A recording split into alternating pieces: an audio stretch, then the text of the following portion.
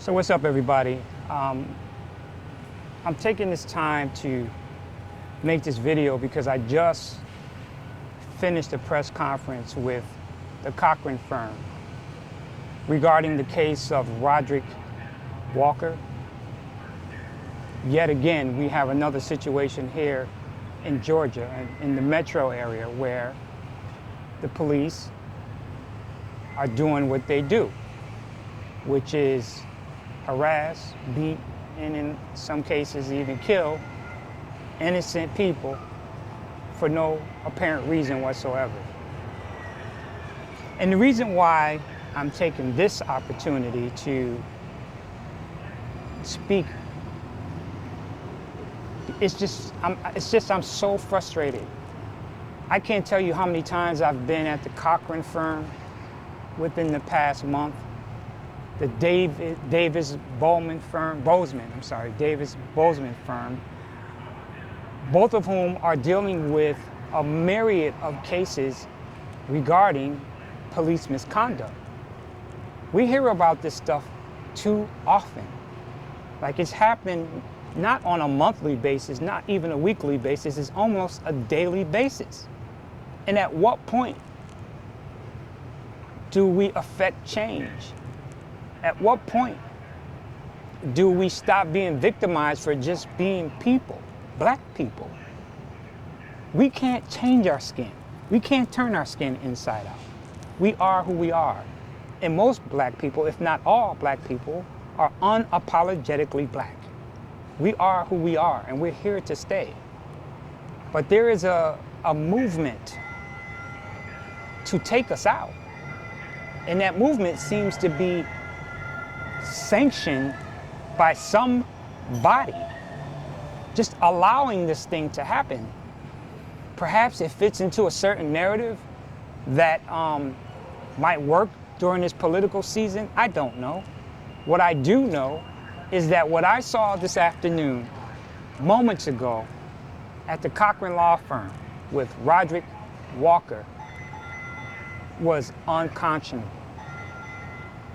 It's barbaric.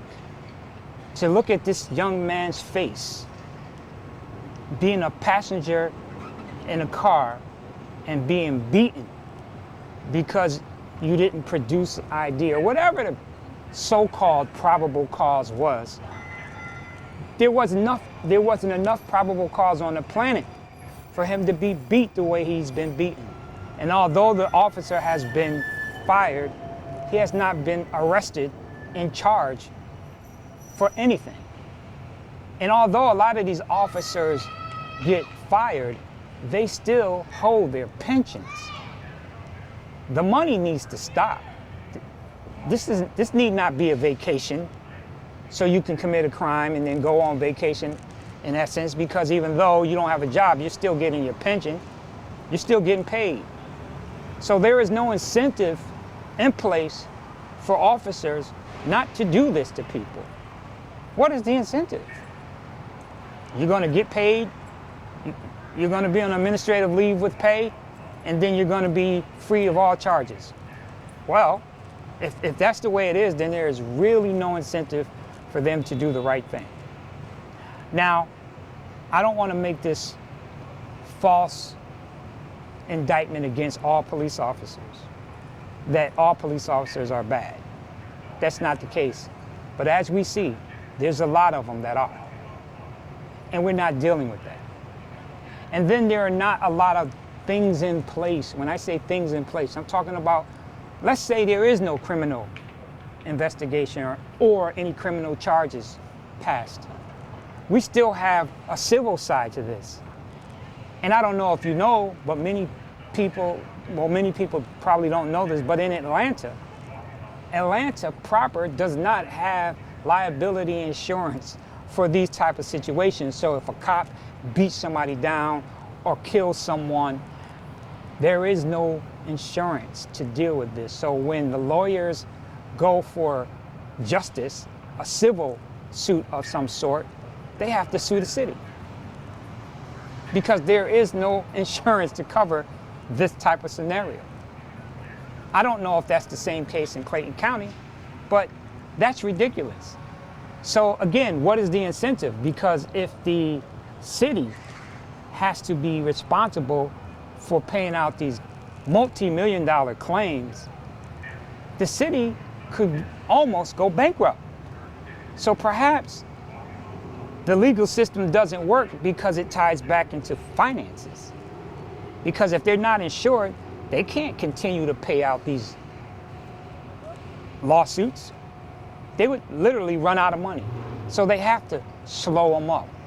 They have to tie them up in court and make them look to be erroneous so that they don't have to pay them at all, opposed to going to an insurance company and let them just write a check and make it all go away.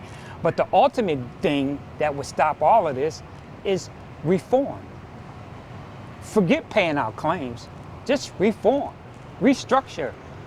Not necessarily defund, just restructure. Because as it stands right now, a black man in America is being hunted. I feel hunted.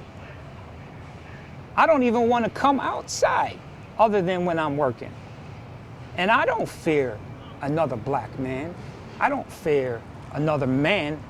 I fear police officers. And that's real. And I know some police officers. And I know there are some good ones. But what about the ones that aren't? It's not a good situation. And I had a chance to look in this man's eyes. And the man I'm talking about is Roderick Walker. Moments ago, I literally got in my truck after leaving the press conference because I was so hurt and so compelled to say something, because this has to stop. This stuff is far beyond acceptable. It's unacceptable. And we're in a political year. And if we can't get any justice now, we're not going to see justice ever. That's just the way I feel about it. This particular election is one of the most important elections of our lifetime. The stakes are real high. So what I suggest is that you all vote. Register to vote. Do what you need to do to affect change, because if we do not, we might just be slipping, we might just be heading down a slippery slope that we can't climb back from. Now, in my preparation to do this, I ran into a young man who ironically, and again, I did not know this man's story. He saw me in my truck, he saw me doing my piece and said he had something to say. And guess what? His story was almost identical to Roderick Walker's, something that happened to him last week. And check this out, people. His father is a U.S. Marshal. Let me say that again. His father is an officer, and his son knows his rights, and he questioned the police in regards to why he was being stopped, and the police pulled out a gun on him, roughed him up, and arrested him, and then pulled the gun out on his cousin who was with him. This stuff has to stop, man. It has to stop. So I'm going to roll his story along with the press conference, and I would love to hear your comments, because again, people, enough is enough. Thank you for watching. Good morning. My name is Horace Butterfield, and I represent Mr. Roderick Walker on the criminal case. And it was my job immediately to try to get him out of the jail so that he could immediately receive medical treatment for the injuries that he sustained as a result of the beating on September the 11th of 2020. Over the past 7 days, as you heard, we've worked with prosecutors in Clayton County. We thank them, as well as Fulton County, to be able to finally, on last night, get Mr. Walker out of jail and immediately to doctor's appointments. Ms. Lambert is going to talk about the various doctors that he has seen since being released.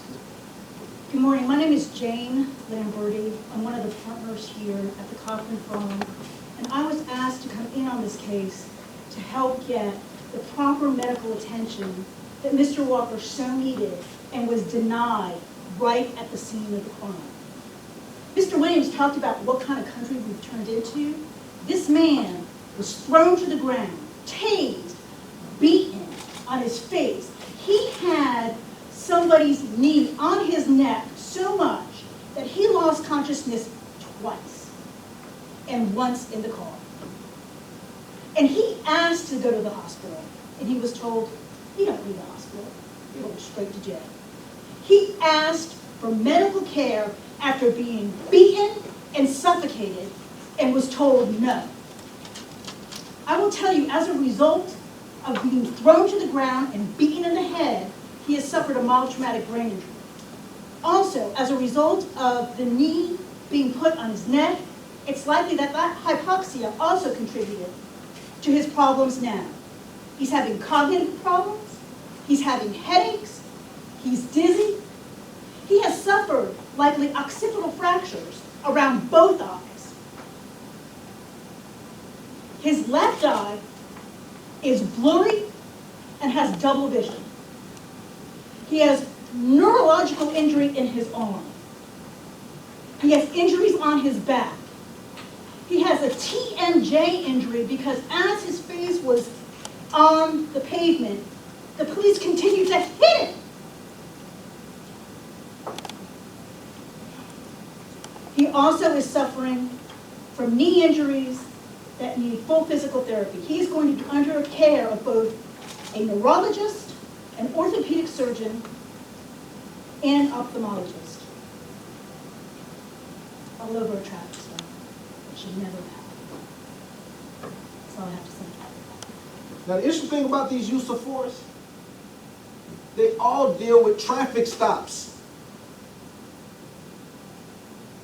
What happened to Roderick on last Friday had been happening by this deputy before. It's no surprise what happened. I was on the way home with my cousin from the studio, and a Georgia State Patrol officer had pulled me over, and it was supposed to be a regular traffic stop, cool, and I started asking him questions, and I asked him questions. It was almost like he was getting upset that I was questioning his authority. But I was just asking to make sure I had clarification of what was really going on and why I was being pulled over. It resulted in him taking me out my car, putting me out of the police car camera view, and I got a couple scars on my wrist from being, handcuffed and being thrown on the ground and everything, thrown on this car and whatnot. And so my face kind of had a little burning swell marks, my elbow was kind of messed up, and this was just all over a traffic stop, And so my cousin, I was yelling at him to record the arrest, and as I was yelling at my cousin and everything, he pulled a gun on my cousin and walked him down with the gun. So this is like the second time a Georgia State Patrol officer has done this. And the first time happened about 2 years ago when I got pulled over on the way to Columbus, Georgia. And I had a actually black male officer that pulled a gun on me as soon as he had pulled me over. So yeah, I've been dealing with police brutality for a little minute, so it's not right. It's unfair. We're all people, we're all still human, especially as black men out here. Because I feel like we are kind of being targeted nowadays because a lot of black males are becoming more intelligent and they are becoming more aware of what they are around. So, anything, knowledge is power. At one point, I did fear for my life. It got to a point, like after my head was slammed in the car and I kind of blacked out for a little bit, that's when I went into defense mode. That's when, before he even said I was quote unquote resisting arrest, I was very calm. My father's an officer and all that, so I know how traffic stops supposed to go, how to be arrested supposed to go and all that stuff. But once everything went down and he went gun crazy, yeah, that's when I was scared. I really did thought I wasn't gonna make it home, and I really thought I wasn't gonna see my cousin anymore. So it's a nerve-wracking situation. It's like something it's a feeling you can't explain. You have to honestly go through it. It's real disgusting. And it's almost making you nowadays fear for your life, even trying to get to point A to point B. Nowadays it's scary to even go to work because you don't know if you're going to make it to work just because of the color of your skin. And so it's just a lot of things nowadays are, I wouldn't say are blown out of proportion, but a lot of things are handled way out of order. Traffic stops aren't going down like how they should. A lot of things aren't being handled as they should. And so it's just now we're really seeing this because of social media, how these officers really look at us and how they treat us on a day-to-day basis. And it's not fair. Everybody wants to be equal and everyone deserves to be treated equally. We're currently still working on getting the court situation and all that, getting all the charges dropped and everything because it was a wrongful arrest. But my dad's tried everything from this point, even with me being a little jit, he's still tried to make sure that he's taking care of me, make sure I've always been treated fairly and all that, even with him not being an officer at times.